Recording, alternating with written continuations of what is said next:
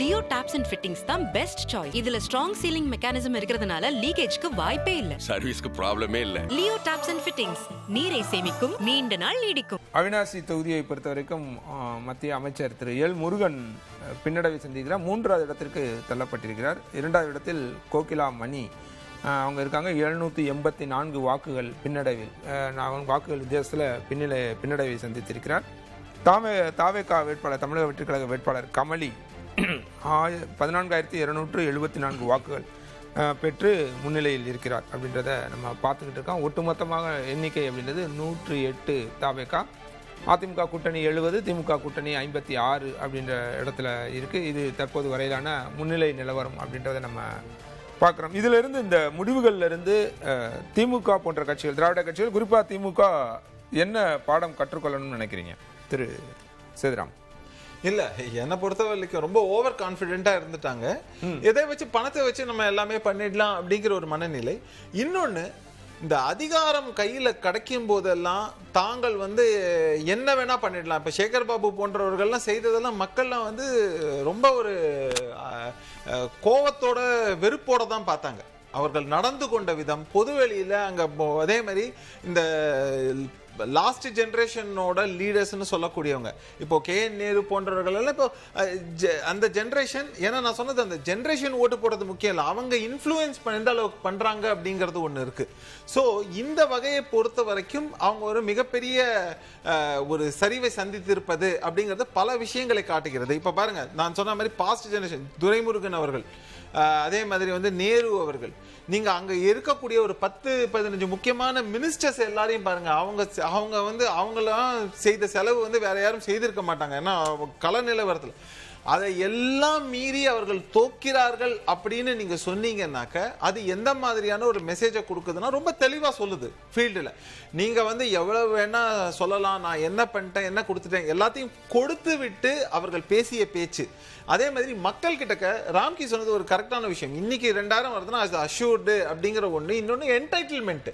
இப்போ இவங்க கடந்த காலங்களில் வைத்த பரப்புரை தான் இவங்களுக்கு ரிவர்ஸ் ஆயிருக்கு. என்ன இருந்தாலும் மக்கள் கிட்ட இருந்து எடுத்து தானே நீங்க மக்கள் கிட்ட கொடுக்குறீங்க, என் பணத்தை தானே என்கிட்ட கொடுக்குறேங்கிற ஒரு மனநிலை வந்திருக்கு. அது ஓட்டு கொடுக்கும் போது கூட என்கிட்ட இருந்து கொள்ளடிச்ச பணத்தை தானே நீ சும்மா ஓம்பா கிட்ட இருந்து கொடுக்குற, என்கிட்ட இருந்து கொள்ளடிச்ச பணத்தை தானே எனக்கு கொடுத்துருக்கங்கிற மாதிரியான அந்த பேச்சுக்கள், இது எல்லாம் தான் மொத்தமாக சேர்ந்து இப்படி ஒரு நிலைக்கு தள்ளப்பட்டிருக்கு. அதிகமா அதுவும் பணம் கொடுக்காத, செலவு பண்ணாத தாவேக்கா ரொம்ப ஈஸியா அவங்க அதை அறுவடை செஞ்சிருக்காங்க அப்படின்னு நம்ம பார்க்கணும். விஜய பிரபாகர் பின்னடைவை சந்தித்திருக்கிறான்ற தகவலை பார்த்துக்கிட்டு இருக்கோம். அவர் மற்றொரு தொகுதி கோயம்புத்தூர் தெற்கு, அதில் செந்தில் பாலாஜி வெறும் 248 வாக்குகள் மட்டுமே பெற்று முன்னிலையில் இருக்கார். அந்த வாக்குகள் வித்தியாசத்தில் மட்டுமே முன்னிலையில் இருக்கார். அவர் பெற்ற மொத்த வாக்குகள் 10,013.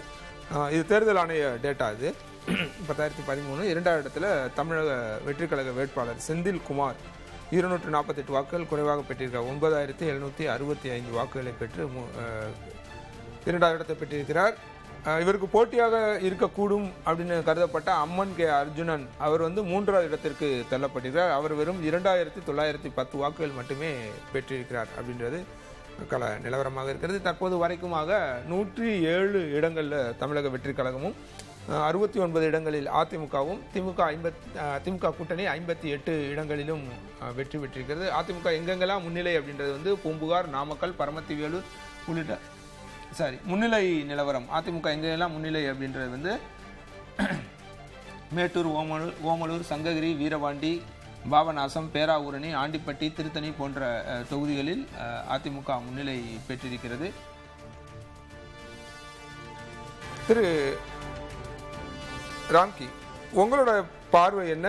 இதோட அடுத்த கட்டம் திமுக என்னெல்லாம் கத்துக்கணும் அப்படின்னு நீங்க நினைக்கிறீங்க? இல்ல இது எல்லாத்துலயுமே நான் கேட்கிறேன், கேம்பெயினா இருந்தாலும் சரி, சுய பரிசோதனை செய்ய வேண்டிய தேவை எங்க இருந்து வருது, எதெல்லாம் அவங்க பண்ண வேண்டும்னு நினைக்கிறீங்க? இல்ல, இது திமுக அவங்க கையாண்டது எல்லாமே பெரிய கனமான விஷயங்கள். அதனால நம்ம திமுக கொஞ்சம் டைம் கொடுப்போம். அவங்களுக்கு அவங்க மீள முடியாத தோல்வி தான் நான் சொல்லுவேன். அதனால அவங்க நிறைய யோசிக்க வேண்டியிருக்குது. நான் திமுக அண்ணா திமுக எங்க அந்த தப்பு நடந்திருக்கு, அதோட ஏதாவது ஒரு புள்ளி, தொடக்க புள்ளி, எந்த இடத்துல இது தவறா அவங்க கணிச்சிட்டாங்க? முதல் முக்கியமானது இந்த ஆட்சிக்கு எதிரான மனோபாவம் மக்கள் மனதில் இருக்குது அப்படிங்கறத அவங்க கணிக்க தவறிட்டாங்க. அதுதான் மேஜர். இது அதை தாண்டி வந்து ஜென்சி தலைமுறை வேறு விதமாக பேசுது. இப்போ எனக்கு தனிப்பட்டதில் ஒரு வருத்தம் தான். நம்ம வந்து 5 ஆண்டுகள் நம்ம பேசுகிறோம், எவ்வளோ பெரிய கனமான விஷயங்கள்லாம் பேசியிருக்கோம். சென்ட்ரல் ஸ்டேட் ரிலேஷன்ஷிப் பேசியிருக்கோம், ஆளுநருடைய ஒவ்வொரு மசோதா அனுபவிக்கப்பட்டதும் அந்த சிக்கலான விஷயங்கள்லாம் பேசியிருக்கோம், பல மணி நேரங்கள் பேசியிருக்கோம். அது பல விஷயங்கள் பல பேருக்கு போய் சேரவே இல்லை. அப்படின்னா என்னன்னா மக்கள் ரொம்ப லைட்டான விஷயங்களை எடுத்துக்கிறாங்க. இப்போ நீங்கள் 5 வருடம் டீலிமிட்டேஷன்லாம் பேசினாங்க, 2 நாள் பெருசாக திமுக மட்டும்தான் அதை குரல் கொடுத்துக்கிட்டு இது பண்ணிட்டு இருந்தாங்க. அதெல்லாம் பெரிய லெவலில் போய் எந்த தாக்கத்தையும் ஏற்படுத்தல. எதுவுமே போய், அதாவது நீங்கள் வந்து ரொம்ப சீரியஸான பல விஷயங்கள், மாநிலத்துக்கு மாநில உரிமைக்காக உரிமை கொடுக்குறோம் அப்படின்லாம் சொல்லும்போது அது மக்கள் அதோடைய எசன்ஸ் அவங்க புரிஞ்சிக்கல. இப்போ நீங்கள் கடைசி நேரத்தில் ஒரு 5 மாதங்கள்ல அப்படியே டேக் டைவர்ஷன் மாதிரி விஜய் பேசுனதெல்லாம் இப்போ ஹைலைட் ஆயிடுச்சு. பாயசமான என்ன ஒப்பீடு அதெல்லாமே தெரியல. பட் அகைன் அவர் வெற்றி பெற்று விட்டார். நம்ம அதனால அது ஒரு ஸ்ட்ராட்டஜி, இப்போ அது வெற்றிகரமான ஸ்ட்ராட்டஜியாக கொண்டாடுவாங்க. பட் நான் வந்து முக்கியமாக தேசிய கட்சிகளுக்கு ஒரு முக்கியமான பாடம் இருக்குது. அதாவது நீங்கள் பாஜக இவ்வளோ பெரிய ஆளுமை உள்ள கட்சி, இந்தியாவிலே நம்பர் 1 கட்சி, நாங்கள் வந்து நிரந்தர கூட்டணி வச்சு அவங்க ஒரு நேஷனல் ஏஜென்சியோட வந்து இறங்குவோம் அப்படி இப்படின்னாங்க. ஆனால் தமிழ்நாடு அவங்க ரேடார்லே இல்லை. ஒன்றுமே பண்ணாமல் காங்கிரஸ் 5 இடத்துல முன்னிலை இருக்குங்க. நீங்கள் வந்து அதிமுக கூட்டணியை கட்டமைச்சிலேருந்து ஒவ்வொரு நகர்வலுக்குமே பாஜக தான் காரணம்னு பேசினாங்க. செங்கோட்டையன் ட்ரெயினை பிடிச்சி சென்னைக்கு வந்தால் கூட அவர் டெல்லிக்கு போகிறாரு, அது பாஜக வர சொல்லியிருக்கு, அப்படி இப்படின்னு ஒரு சின்ன சின்ன நகர்வுகள் கூட பாஜக காரணம்னாங்க. அதை அவங்க மறுக்கவே இல்லை. இதுதான் ஒரு பெரிய சிக்கல். பாஜக எதையுமே மறுக்கலை. பேசினா பேசிட்டு போட்டோம், any publicity is good publicity, அப்படி எப்படி போயிட்டாங்க.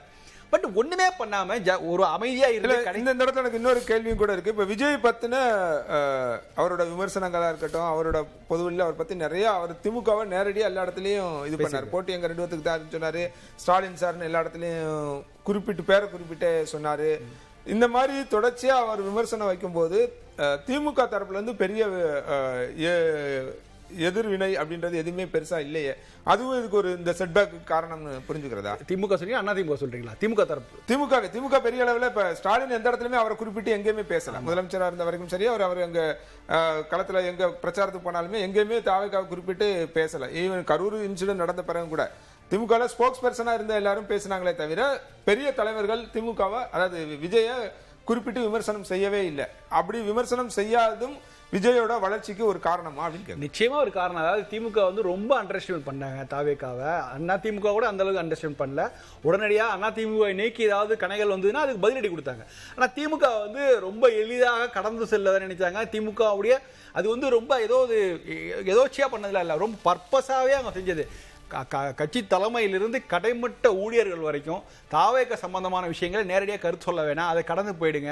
வேணா அவங்களுடைய ஆதரவாளர் அனுதாபியில் வச்சு ஏதாவது கருத்து சொல்லலாம், அப்படியா நேரடியாக கருத்து சொல்லக்கூடாதுங்கிறதுல வந்து ரொம்ப ரொம்ப ரொம்ப கவனமாக இருந்தாங்க. ஆனால் அதிமுக எப்பெல்லாம் விஜய் வந்து அதிமுகவோட ஒரு நேரடியாக வந்து மோதும் போதெல்லாம் அப்போ அதிமுக தலைவர்கள் பேசியிருக்காங்க, எடப்பாடி பதிலடியாக கொடுத்துருக்காரு. பட் அப்படி தான் இருக்கணும். நீங்கள் வந்து ஈஸியாக தாவேக்கா ஒரு ஃபோர்ஸுங்கிறத எடப்பாடி முன்னாடியே உணர்ந்திருக்காரு. அதனால தான் அவர் வந்து ஒரு பின்னடைவு, கரூருக்கு அப்புறம் ஒரு பின்னடைவு இருக்கும்போது அதை தனக்கு சாதகமாக்குறதுக்காக தான் கொடியை அசைந்து விட்டது, கூட்டணிக்கு தயாருங்கிற மாதிரி சொன்னதெல்லாம் அது ஒரு ஃபோர்ஸாக அவர் ஏற்கனவே வந்து அக்னாலஜ் பண்ணியிருக்காரு. அது ஒரு முக்கியமாக ஒரு தாக்கத்தை ஏற்படுத்துவாங்கன்ட்டு திமுக கணிக்க தவறிவிட்டது. நான் என்ன சொல்றேன், எல்லாமே வந்து எப்படின்னா நீங்கள் வந்து டெல்லி வர்சஸ் தமிழ்நாடு எல்லாமே, நான் வந்து திமுகவோட ஸ்ட்ராட்டஜி இல்லை, அதிமுக மறைமுகமான ஸ்ட்ராட்டஜி அப்படி தான் இருந்தது. எல்லாவற்றையும் பாஜக தான் பார்த்துக்கணும் அப்படிங்கிற மாதிரி தான் அவங்களும் மூவ் பண்ணாங்க. இது ஒரு சாதாரண லோக்கல் எலெக்ஷன், லோக்கல் கிரவுண்டில் விளையாட வேண்டியவங்க, லோக்கல் கிரவுண்டில் இருந்துக்கலாம். தேவையில்லாமல் தேசிய கட்சிகளோட தலையீடு இப்போ பாஜக எவ்வளோ எஃபர்ட் போட்டு பண்ணா கூட அவங்களுக்கு ஒரு பெரிய கெயினே கிடையாது. ஆக்சுவலாக காங்கிரஸ் ஒன்றுமே இல்லாமல் ஜஸ்ட் கடைசி நேரத்தில் எங்களுக்கு ஒரு மாற்று கருத்து இருக்கு, ஆட்சியில் பங்கு தரணும், அதை பேசிக்கிட்டு இருக்கலாம். இந்த நேரத்தில் கொளத்தூரில் 7வது சுற்று முடிவில் மு.க. ஸ்டாலின் 5500 வாக்குகள் வித்தியாசத்தில் தொடர்ந்து பின்னடைவை சந்தித்து வருகிறார். பெரம்பூரில் தாவேக தலைவர் விஜய் 11வது சுற்றுல வந்து முன்னிலையில் இருக்கிறார். தொடர்ந்து அவர் காலையிலிருந்து முன்னிலையில் தான் இருக்கிறார், இதுலேயும் இருக்கிறார். குளத்தூரை பொறுத்தவரைக்கும் முதலமைச்சர் மு.க. ஸ்டாலின் பின்னடைவை சந்தித்து இருக்கிறார் அப்படின்றத பார்த்துக்கிட்டு இருக்கோம். நீங்கள் தொடர்ந்து பேசல. இந்த எதிர்ப்பாளியோட உச்சம் சொன்னால் அந்த குளத்தூர் நிலவரம் தான். ஏன்னா நீங்கள் 96க்கு அப்புறம் இப்படி ஒரு செய்தியை நான் கேள்விப்படுறேன். அதாவது நீங்கள் 96ல வெளிப்படையாக ஊடகங்கள் விவாதித்தது, ஜெயலலிதா அரசுடைய எல்லா விதமான விஷயங்களையும் பக்கமாக எழுதி தள்ளினாங்க. பட் இன்றைக்கு வந்து ஒப்பீட்டளவில் அந்த அளவு கூட இப்போ நீ நடக்கல இந்த ஆண்டுகளில். ஊடகங்களும் பெரும்பாலும் பேசவும் இல்லை, அது நிஜம்தான். ஆனால் இந்த அளவுக்கு ஒரு செட்பேக் அப்படிங்கும்போது உண்மையிலே அவனுக்கு மக்களுடைய மக்களுடைய உணர்வுகளை நம்ம வெளிப்படையாக அவங்களுடைய உணர்வுகளை நம்ம பிரதிபலிக்க தவறிவிட்டோமோ அப்படிங்கிறது எனக்கு முதல்ல இருக்குது.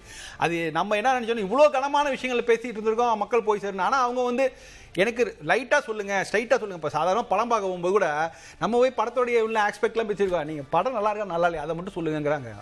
பெரும்பாலானவர்கள் கேட்குறது படம் நல்லா இருக்கா நல்லா இல்லையா, அவ்வளோதான். நீ அதுக்கு மாதிரி ஃபோட்டோகிராஃபி நல்லா இருக்கு, ஸ்க்ரீன் பிளே நல்லா இருக்கு, அதெல்லாம் சொல்ல வேணாம். படம் நல்லா இருக்கா நல்லா இல்லையா ஒன் லைனில் சொல்லுங்க. அது போன்றவர்கள் தான் அதிகமாகிட்டாங்க. அதனால வந்த ஒரு இம்பாக்ட் தான் ஆக்சுவலாக.